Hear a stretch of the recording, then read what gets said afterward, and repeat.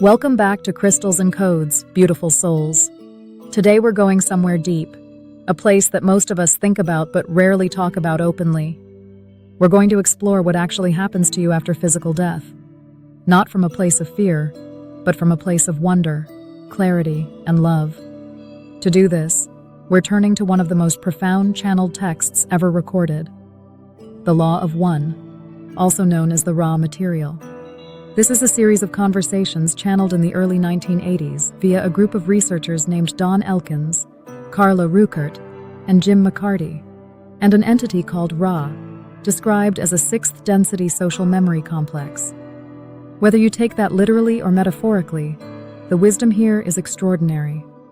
Let's read the passage together first, and then we'll break it all down. Upon our physical death, as we call it, from this particular density and this particular incarnative experience, we lose this chemical body. Immediately after the loss of this chemical body, do we maintain a different type of body? Is there still a mind-body-spirit complex at that point? Ra. I am Ra. This is correct. The mind-body-spirit complex is quite intact.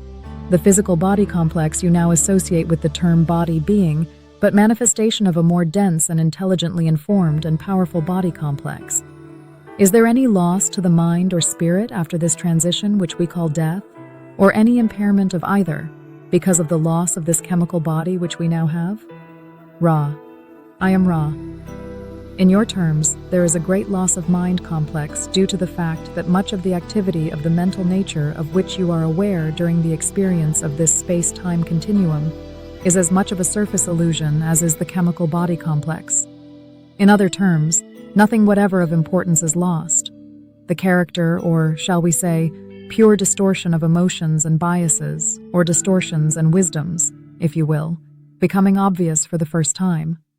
These pure emotions and wisdoms and bias distortions being, for the most part, either ignored or underestimated during physical life experience. In terms of the spiritual, this channel is then much opened due to the lack of necessity for the forgetting characteristic of third density. Okay, let's breathe that in for a moment.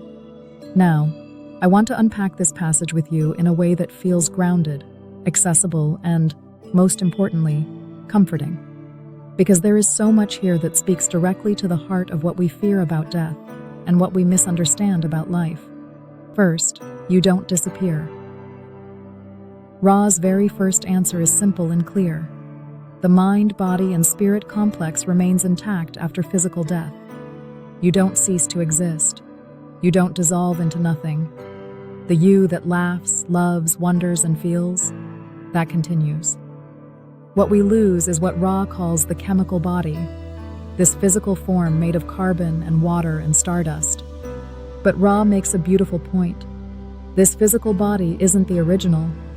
It's actually the densest and heaviest expression of a far more luminous body that already exists within you right now. Think of it like this. Your physical body is the shadow, and your energetic body is the light casting it. Second, yes, you lose some of the mind, but not the part that matters. This is where it gets really interesting, and also really reassuring. Ra says that after death, there is a significant loss of mental activity. All the surface-level chatter, the mental noise, the worrying, the planning, the ego-driven stories we tell ourselves, all of that fades. And here's the key.